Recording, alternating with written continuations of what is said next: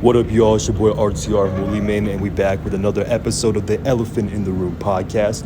Sorry I haven't talked about the last three games, mainly because what I said in the post-game analysis in the first game against Longwood kind of applied to, a lot of it did apply to those next three games. Now, there's definitely some differences between some of the games, especially Mark Sears being much better in those three games, but if you want me to go and talk about it, I'll probably go back and talk about it one of these days, maybe not, but whatever. We just beat a very good Michigan State team. Keep in mind, this Michigan State team has beaten Kentucky, Villanova, and they lost to Gonzaga by 1 point. Mind you, I believe they were up for a lot of the game too. So this is a very good Michigan State team that we beat, and they proved that they were a very good team just from the kind of shots they made, some of the defense they played, and also some of the speed we saw too. So, without further ado, let's get into this game now. I did miss the first 5 minutes of this game because, my goodness, some of these streams, especially like ESPN streams, they just don't work sometimes. So, if anyone has a good place where I can stream these basketball games from now on, please let me know, because I'm getting tired of ESPN. But I will say, when I first came in and watched the game, I heard a thing there said Bama's first 10 points were all around the rim.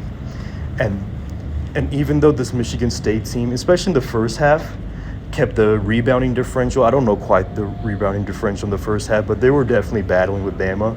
Second half, however, Bama's adjustments were amazing, not just on rebounding, but defensively too. And they really pulled away to where, I want to say at least halfway through the second half, I want to say we were in 10 to 8 minutes left, we were up by 20 points. And this was really impressive to see how they were doing that. For one, oh man, I'm sorry. People keep walking through here. I'm kind of on vacation, y'all, for Thanksgiving, so I gotta apologize. That's distracting me, but yeah, Bama was great getting to the rim and whatnot. In terms of just what I thought overall, so if I just go to the game flow, it was a heavy defensive battle, but then there was a streak. I want to say around halfway through the first half, where Bama was up like 13-9. It was a very low scoring game, but then Michigan hit like an offensive hot streak where they started really getting to Bama off, really in the pick and roll. The pick and roll defense was bad, and also the off-ball defense was bad. Where basically I first commented in the Twitter space on Bama community that I was upset with how the bigs were playing drop coverage in the pick and roll. But however, it became very clear, especially in the second half, and when I thought about how they're playing in the first 10 minutes. It was the issue wasn't quite the drop coverage, rather than it was the guards' inability to get through the screens, because when the guards would get trapped in the screens, the opposing ball handler would have just like so much room to work with, like so much open space to work with in the court, and I could come out and blame like Bediako, for example, for not at least trying to force him to the rim and try to keep up with him, because, as you know, he doesn't have quite the greatest foot speed. But whenever Bediako did come up, specifically when he would step out near toward the high post area, then the Michigan State ball handler would then just do like a dump off bounce pass to the rolling big man, and then they would get like open shots. So at the end of the day, the drop coverage was good. And not to mention, in the second half, our guards made some great adjustments, being able to basically their defensive awareness was much better, and they were able to make sure they didn't get trapped in screens. I'm pretty sure Oates made that a very big note to not get trapped in screens. Keep being aware of the surroundings so that you can fight through, and yeah. When the guards were able to go to the screens and keep up with the guys, even when the Bediako or some of the big guys would do drop coverage, they would still force up maybe a bad mid-range, or the guards would at least force them toward the rim, and where they would throw up a really hard contested layup around one of these big guys. And also, it wasn't just pick and roll. I just mentioned the off-ball movement, where on some of these pin down actions or some of these curls and curl cut actions, especially Bradley, because Bradley got picked on. He was getting torched on screens, whether pin down, off curl actions on the wing, or pick and roll, where he would just get caught, or even if he was able to fight through the screen, but it took him like half a second to fight through it, because number 2 on Michigan State was so freaking quick.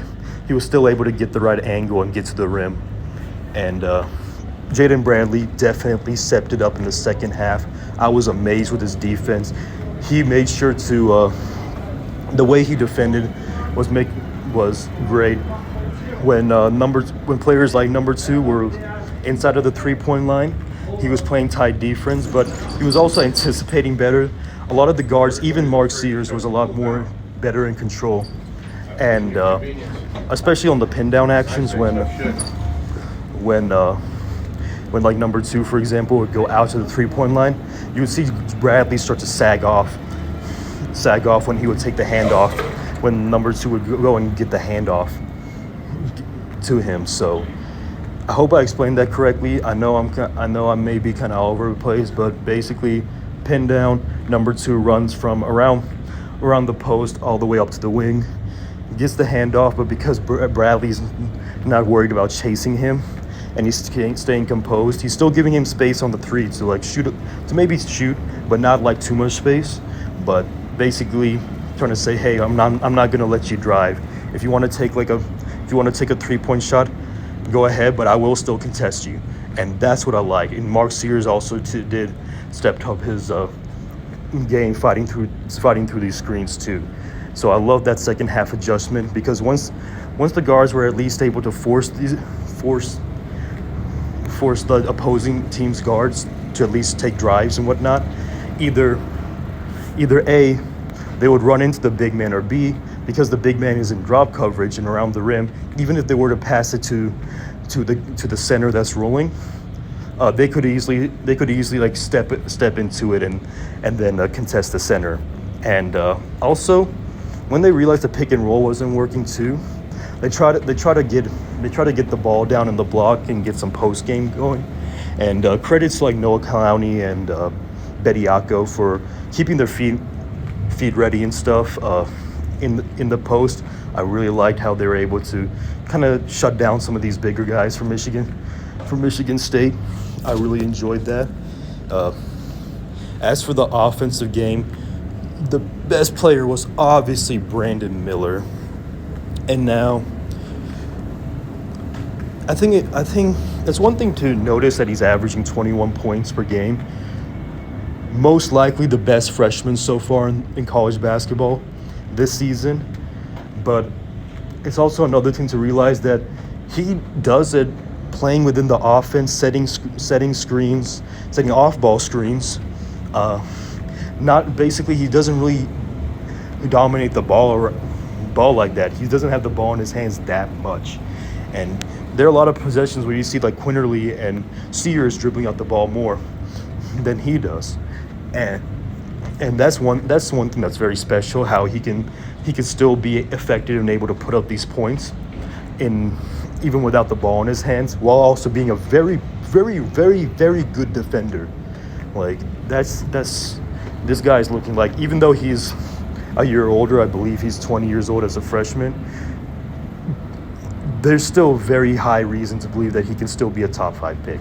I think as of right now, it's no question, just based on performance for these 5 games, no question. And man, they were, because one thing was that Bama's defense played with so much composure. Because I saw Brandon Miller and Noah Clowney literally just stand straight up, defending some of these faster guards and small forwards and whatnot on the wing, and literally there was one play where Brandon Miller, it didn't seem like he got his feet quite set, but he kept himself composed, was sliding his feet, and he didn't even jump, but he was just holding his hands up, and he still blocked the shot. And I was like, oh my goodness, man, like these guys' length makes such a difference. He had another block in transition too in the second half, where it's just like he barely jumped, but because he was so quick to come back, he just swatted that thing out of the way. So yeah, Brandon Miller, great game, obviously the best player on this Alabama squad, no question. And to the point where there's some things where, what if he's having an off night? Could this team still do good? Because Bama had like if I have to look real quick, how much did they have in the first half? Did I not write this down? But basically, Miller had 19 in the first half alone, and Bama had 42. And it kind of became and even at the beginning of the second half, when Bama's offense wasn't going, it became evident that they had to give the ball into Miller and have him work, go one-on-one and stuff. And the kind of gravity he attracts just opens up the floor for everyone else on the team. So one of the questions was, hey, could he possibly go cold?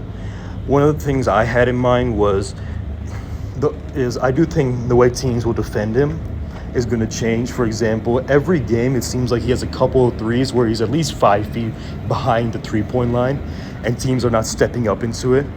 They're just kind of sitting on the three-point line, and I think teams are going to start picking him up further away from the basket, so that basically they want to force him to drive. Because if there is a weakness, if you had to say, is his handle is not the best, and his speed with the handle is not the best. He has a lot of speed on his own, but while dribbling, it can be kind of questionable. Though sometimes on his drives, he makes up with it by using long strides, but that's besides the point.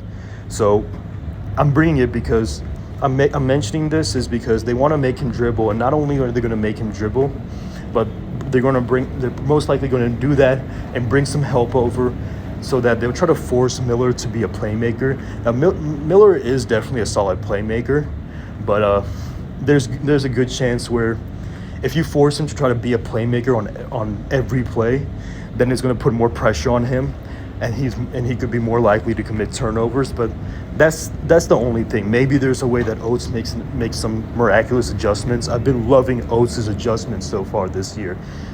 He's proven that he is one of the best coaches in the country. And I could talk about Miller more, but I think I talked about him plenty in this podcast, in this session today. Another person I want to talk about is Noah Clowney. Matchup-wise, he had a great game today, especially at the 4, because he had a lot of great drives. And it seemed like on his drives, he wasn't hesitating at all. He was very aggressive on them. And even when they would bring help, he had a few nice drop-off passes to the opposite post for like layups and dunks. And if not, he had definitely 10 points off drives. Even if he wasn't shooting the ball well, he was still such a big difference maker on the offensive end. And defensively, man, he was contesting every shot heavily. There was only 2 shots that I saw people make over him. One was a very tough mid-ranger, and one was a play where there was a guard driving towards him, and the guard literally had to do a jump shot and shoot it with his left hand from his back shoulder high off the glass, and it was damn near a circus shot. Other than that, he was suffocating on defense. So outside of Brandon Miller, Gurley was easily the best player today. And I don't know, maybe we'll have to see how consistent he can be with that. Maybe it was just a matchup thing today, but hey, this man definitely brought another aspect to the game for sure. And who else is there? JQ had some electrifying plays in the second half. In the first half, he came in, and And I saw so many people saying the offense is clearly bad without JQ. Will he ever be? One person argued with me that he's not going to be the same person as he was 2 years ago. And I'm like, no, you're overreacting too quickly. And turns out I was right. What do you know? JQ is still easily the best playmaker / passer on this team. The type of passes he makes one-handed are just incredible. And he's so good at pinpointing and just not just throwing passes, but throwing like really fast passes from like to the opposite side, to the opposite end of the corner or the opposite wing, like long cross court passes in the half court, I would say. And there was one play near the end of the second half where the defender kind of cut off his drive, so he was in a pick and roll, but so he was dribbling around the top of the screen, going towards the wing, and then even though the opposing team big guy was on Bediako, he just threw it across his shoulder and threw it in like a window where like only Bediako could reach out for it as he was rolling to the basket. And it's just like, man, he makes these passes, but at the same times, there are times when he loses his handle, he makes a bad pass. He may also had like one really bad forced layup. But so did Mark Sears, for all the people who are saying Mark Sears is clearly better than him and stuff. Mark Sears definitely had some forced plays, but he also played some much better defense. He's a better defender for JQ. I'll give that to him. But JQ's acceleration, because Mark Sears speed-wise, I think can match JQ, but JQ's first step in acceleration just completely breaks defenses down. And you can just, every time it happens, you see teams panicking, bringing heavy help. His gravitation on drives is some of the best. I would say when he's able to get that acceleration, just completely blow by his first defender, his gravitation is better than anyone on the team. You know, that might be controversial, but I am high on JQ, even if defensively he's probably the worst player on the team. But offensively, he's still there, shooting the ball a lot better. Let's go JQ. Namari was able to knock down his shots, and it's good because other players are playing well to create openings for him. And now he's still getting into the offense, but now he played some tough defense. So I'm happy to see that. Jaden Bradley, I already mentioned him and Sears of the adjustments they made defensively on screens. Loved it.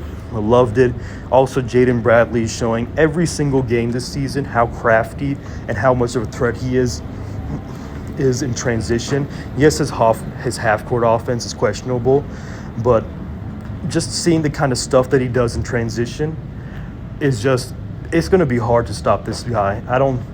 It's just another layer that's going to add to this team. Rylan Griffin, I saw him miss a couple open shots and stuff. Defensively, he had some problems and didn't play much this game.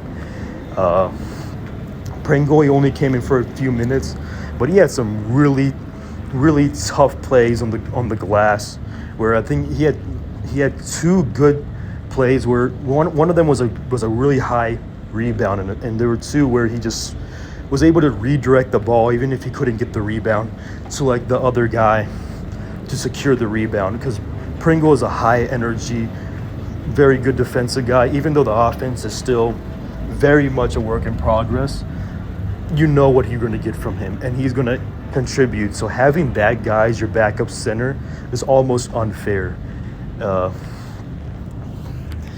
Who else is on the team? I don't think I saw Darius Miles today.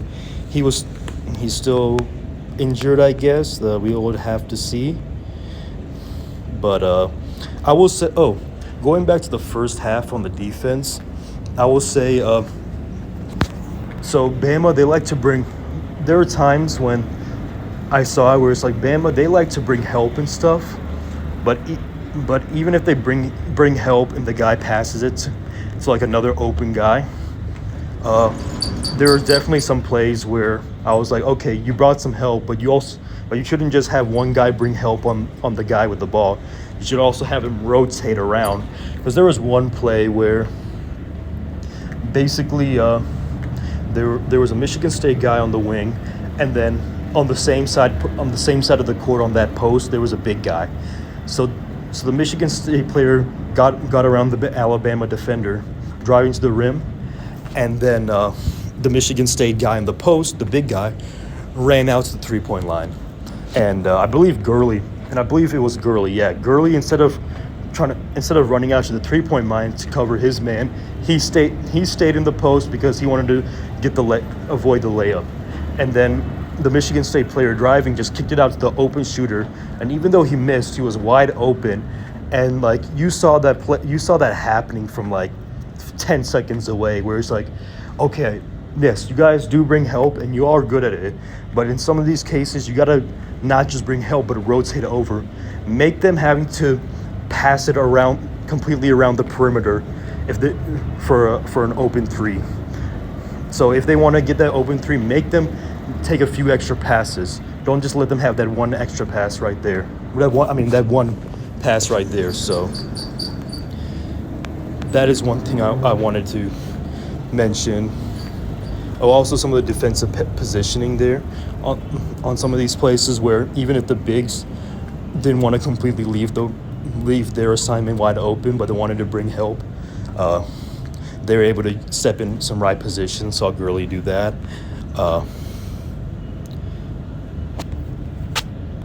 And I actually just paused the recording to look at my notes, and yeah, that's really much it for just like the overall game. If there's any players I missed, I believe I talked about all the main players. I talked about Bediako, Burnett, Sears, Clowney, Miller, Pringle, Gurley, Griffin, Bradley, and JQ. That's all that played today. So yeah, we had a great game. Please let me know if y'all were able to follow along, because I know I got some good analysis, but I can be all over the place. But or if it's not good analysis, let me know, or tell me what else you saw. I want to keep learning, so please let me know what you guys think about it. Leave a comment for sure. Like the video if you liked it. If you don't, then obviously don't like the video. I'm not going to be like one of those YouTubers, but subscribe please, because I'm going to keep dropping these videos, and it's going to be a great season ahead of us. Good luck to everyone. Good luck to this team, and roll Tide.